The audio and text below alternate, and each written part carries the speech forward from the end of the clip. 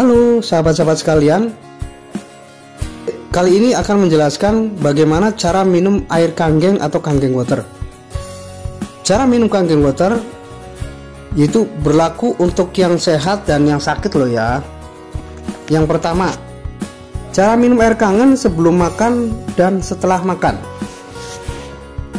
Penting untuk dipahami bahwa saluran pencernaan kita membutuhkan suasana asam untuk mencerna makanan secara optimal. Karena itu sebaiknya tidak meminum kangen water 30 menit sebelum makan sampai dengan 1 jam setelah makan.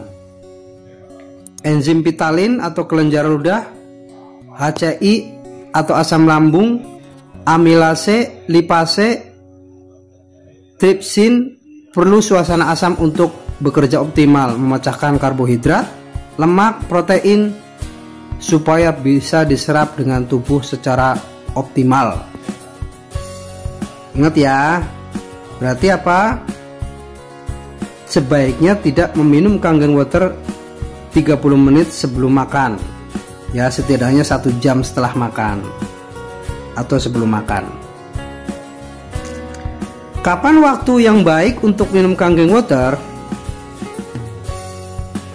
Waktu yang baik untuk minum kangen water yaitu sebelum tidur dan bangun tidur.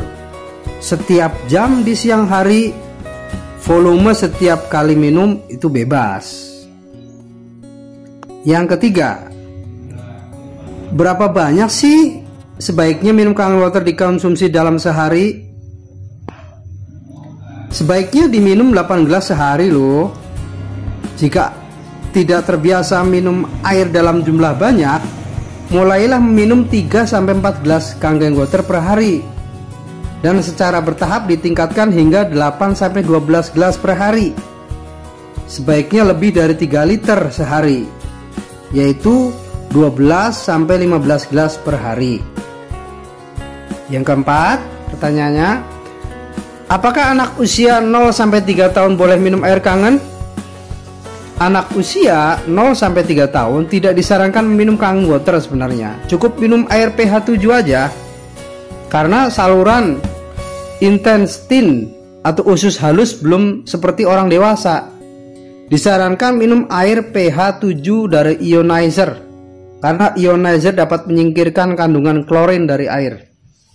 Cukuplah pH 7. Kalau mau kangen water yang dinaikkan pH 8,5 cukup. 0-3 tahun loh ya bayi. pH level berapa sih sebaiknya yang pertama kali dikonsumsi?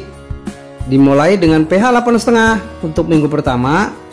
Jika tubuh Anda sudah beradaptasi, lalu naikkan ke pH 9,0. Lalu naikkan lagi pH 9,5 untuk minggu ketiga dan seterusnya. pH 11,5 tidak diperkenankan untuk dikonsumsi harian ya, karena pH-nya terlalu tinggi.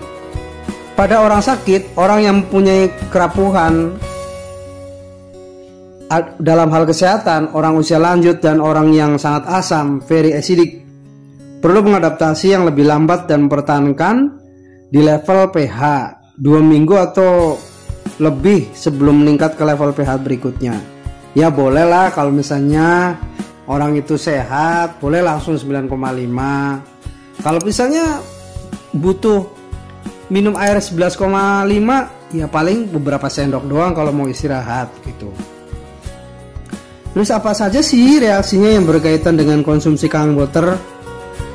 Ketika orang mengkonsumsi kangen water, efek sampingnya adalah yang normal ya, terjadi diantaranya adalah ya agak sakit kepala, lemas, nyeri sendi, hidung berlendir, gejala seperti flu, juga perubahan BAB bisa lebih gelap, lebih lembut, berbau, ataupun gas yang meningkat. Dia berbeda dengan setiap orang loh ya, tergantung kondisi tubuh. Reaksi-reaksi awal seperti ini sebetulnya tanda yang bagus loh. Tanda yang bagus berkaitan dengan proses detoksifikasi, di mana partikel-partikel mikrokluster memasuki jaringan sel dan mengeluarkan limbah asam dan racun yang sudah terakumulasi dalam tubuh.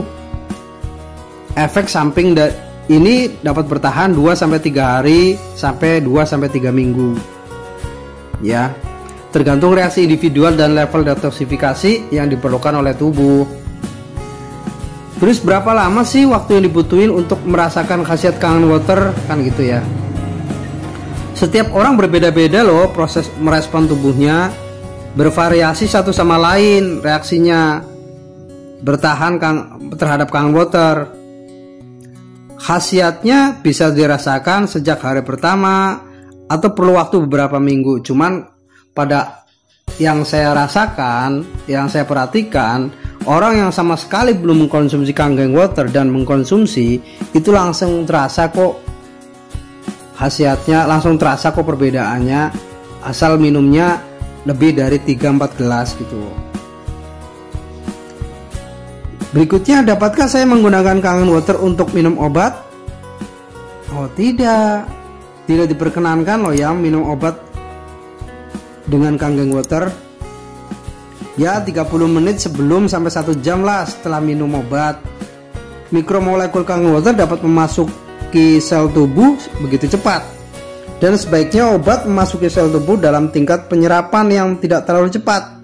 Maka disarankan minum air pH 7 loh ya, atau clean water. Apakah ada orang yang tidak diperbolehkan untuk minum air Kangen? Beberapa orang yang harus mulai dengan jumlah yang sangat sedikit, 1-2 gelas pH level di 8,5 per hari, terutama pada orang lansia yang toksinnya telah terakumulasi dalam tubuh dalam jangka waktu yang sangat lama. Bolehlah sedikit orang yang sudah tua ya. Demikian teman-teman, pada prinsipnya kita seperti mengkonsumsi air biasa sih. Namun setidaknya kita siap reaksi awal ketika kita mengkonsumsi Kangen Water. Karena pada intinya istilah akuarium, kalau misalnya sel tubuh kita itu kan jumlahnya sampai 70 triliun kurang lebih kan di tubuh kita. Seperti analoginya ikan dalam akuarium sel tubuh kita. Nah, anggap bapak ibu teman-teman punya akuarium di rumah. Gak usah lama-lama deh, 3 bulan gak usah dibersihin akuariumnya. Kira-kira apa yang terjadi? Pasti airnya akan keruh kan. Nah, keruhnya ini adalah tidak bagus buat sel si ikan itu. Artinya kalau misalnya air di dalam tubuh kita tidak pernah dikuras, bahkan tidak pernah diganti, maka sel tubuhnya akan rusak, dan itu tentunya akan mengganggu kerja organ tubuh.